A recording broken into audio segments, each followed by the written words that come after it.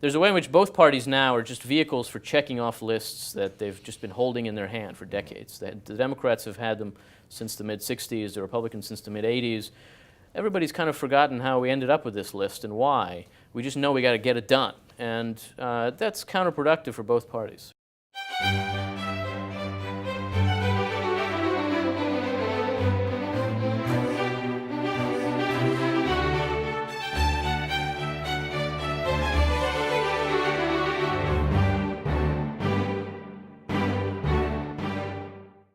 Yuval, a couple of years ago, you wrote the following in National Review, a quote, "Our domestic politics in the coming years will be focused intently on picking up the pieces of the terrible disaster," unquote, of the welfare state. Discuss. Well, you know, I think our domestic politics already is devoted to a great extent to dealing with the consequences of the Great Society, of the turn in public policy in the 1960s that was presaged in some respects in the 1930s and even earlier, but that really took form through the Great Society in the Johnson years, that put in place a set of institutions premised on a very different vision of what American government is for than had ever really been the case in American life. Institutions that try to manage American society, to control American life, rather than to enable it. And those institutions have turned out to be not only dispiriting and damaging to the very people who they were intended to help in many cases, especially the actual welfare portion of the welfare state, and not only practically unworkable in ways that help us to see the problems with technocratic ideas in government, they've also turned out to be fiscally unsustainable, which actually is why they've come to the fore in our politics, because they're becoming impossible to ignore. The problems with them are getting to a place where they're simply becoming unaffordable. This is especially true of our entitlement programs, and especially so of our old age entitlements, and especially the Medicare program, which was created in the Great Society years. A lot of what we're going to have to deal with in the coming years are ways of turning those institutions around and of replacing them with a different set of institutions that are better positioned and better designed to sustain a space for society to thrive, to enable society to flourish, rather than to try to run the United States of America. And so I think that the brief moment of very misguided consensus in the mid-1960s is one that we're still trying to get over now. Oftentimes you hear people talking about that moment as though it were a golden age, where people kind of agreed Republicans and Democrats could get along and then they'd have a drink afterward. What they were doing in that time is basically making a massive mistake. Mm-hmm. And our constitutional system is designed to prevent just that kind of mistake from happening. The incredible supermajorities that the Democrats had in those years and the post-war consensus that the Republicans were also part of in those years made possible a mistake that is very difficult to reverse now that those supermajorities and that consensus are gone. I think we've actually returned to normality in American political life, but that means that fixing the mistakes we made in that exceptional period is proving to be very, very difficult. I think that's exactly right. But is it literally the case that there's no way out except reform? I mean, there is, to name one, socialism. Mm-hmm. I mean, what are the prospects, if you are on the left, to speculate for a moment, how would you view the impending disaster from the point of view of a socializing and ever more socializing mindset? Well, I think that there is a group of people on the left who do think that the crisis of the welfare state can be an opening for social democracy. They certainly wouldn't call it socialism, and it isn't socialism in many respects.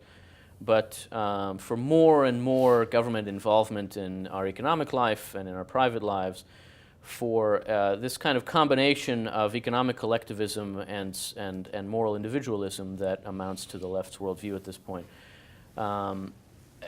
I think that they manage that view by ignoring a lot of what is going wrong with the liberal welfare state.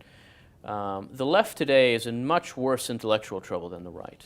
There's not been an engagement with the problems of the welfare state. There's not an agenda. There's not, if you think about the left, the American left since the 1930s has always had in front of it some big vision, some next thing to do.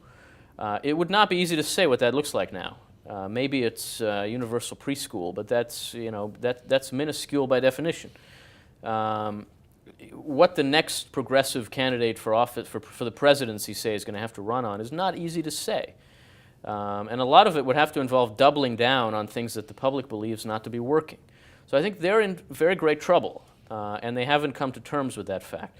Now, conservatives are also in trouble, because in a lot of ways, Republicans today are offering just another form of the agenda that they offered in the 1980s and 1970s, really. A set of solutions that were designed to address problems of that period in ways that turned government around in the right ways. Some of them were, in fact, enacted, some of them were not. But the challenge we have is to use the difficulties that the country faces to turn our institutions around and to create institutions that are better ordered for the role of government we have in mind. I think Ronald Reagan and the people around him did a very good job of turning the challenges of the late 1970s into opportunities that way. The challenges of extremely high marginal tax rates, of hyperinflation, of overregulation.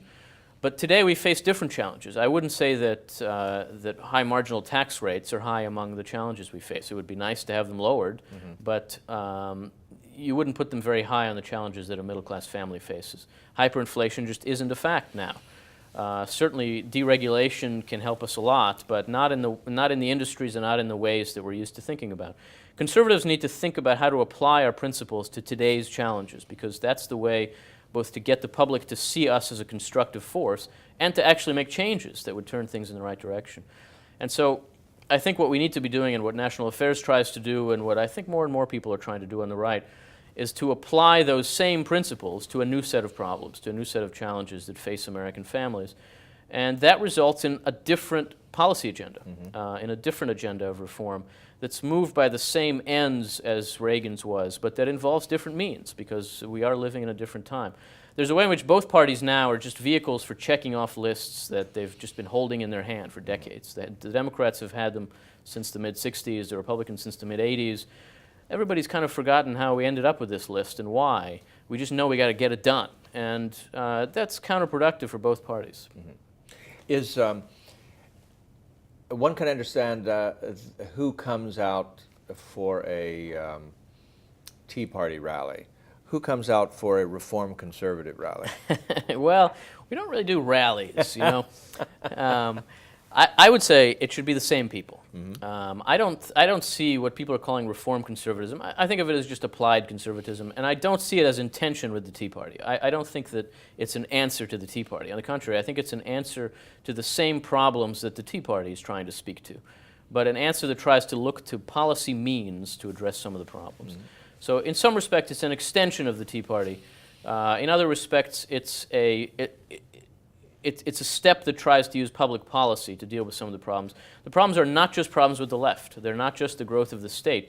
They're also problems on the right. They're a very comfortable and fat and happy Republican establishment that tries to tinker at the edges in ways that get them in power instead of the other side without any real vision of what it is they want to do. I think that's, in a lot of ways, a bigger problem for the right than the left is, because it involves getting out of certain kinds of grooves and habits that we really have to get out of. The Tea Party is very much a response to that too, and I think that the ideas that have been bunched together as Reform Conservatism are as well. They're populist in spirit, they're populist in end, and in their means they do try to contend with the realities of the welfare state. They try to start where we are and get where we need to go. And is there enough coherence to the agenda? I mean, is it recognizable and is it appealing? Yeah. Well, I think that first of all, it is coherent in its definition of problems. It tries to direct itself to the challenges that middle-class families face now, cost of living challenges, barriers that stand in the way of people achieving what they see as a fulfilling and flourishing life. I think it's also coherent in its view of the means. That is, it's anti-technocratic. It tries to use government to build a space in which society can address its own problems from the bottom up. If you think about how conservatives try to go at problems, It is by creating an opportunity for people to try different kinds of solutions, to experiment, for people to choose for themselves what's working and what's not, and for people to abandon failures and keep successes. The welfare state doesn't allow for any of that. There's no experimentation because everything is prescripted and regulated. People who are receiving services or benefits are not people who are choosing among options, and nothing ever goes away. Failures stay forever. Moving from one to the other involves a series of policy reforms in one arena after another. So what is school choice? School choice is an attempt to move from a centralized, bureaucratic, technocratic system to one in which the people receiving the service make choices, and everybody who provides that service has a huge incentive to try different ways of giving them what they want. Right? What is the conservative approach to healthcare? It's exactly the same thing. It's moving from a centralized, concentrated, technocratic way of thinking to one where the resources on the table are given to the people in the country, and they choose among options, they keep what they want. And in the process, the underlying system, being the healthcare system, the education system, gets better because everybody has a huge incentive to gradually and incrementally try different ways of improving at the margins. I think that's how change happens. That's how improvement happens. And so, you know, these are all ways in which we do think there is a role for government, but it's a very different role. The role is to enable this kind of process of dynamic experimentation, to enable people to flourish in their own way. It's a very different way of thinking about what government is for than the welfare state. I mean, at a very basic level, conservatives of almost every stripe are people who feel something valuable is threatened. And is the threat, both rhetorically and substantively, behind that you discern in the reforming agenda? How would you put that, and can you get people worried? Yeah, I think the threat is, first of all, a threat to that space, the space between the individual and the state, where we actually live, where society exists. That's the space in which we live our lives. It's the space in which the family is, the space in which civil society is, the space in which the market exists. That space is under threat from government because we have a government that understands its role as clearing out that space so that there's nothing between the individual and the state. The state provides services directly, and there are only individuals in our vision of society, so that at the same time it's hyper-individualistic and it is statist. That's the progressive combination. I think that conservatives believe that almost everything that matters about society happens in that middle space, and happens through mediating institutions. Certainly, much that matters happens in that middle space. Yeah, not everything, but almost everything. Yeah.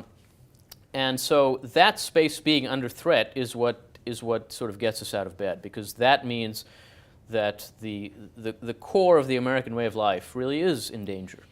Beyond that, I also think that the threat as it presents itself to the American public a lot of the time is a kind of sclerosis, is a sense that we just can't do anything anymore. Yes. We can't get anything done, and government, big as it is, just can't achieve even what it should achieve, let alone all the other things it's trying to do.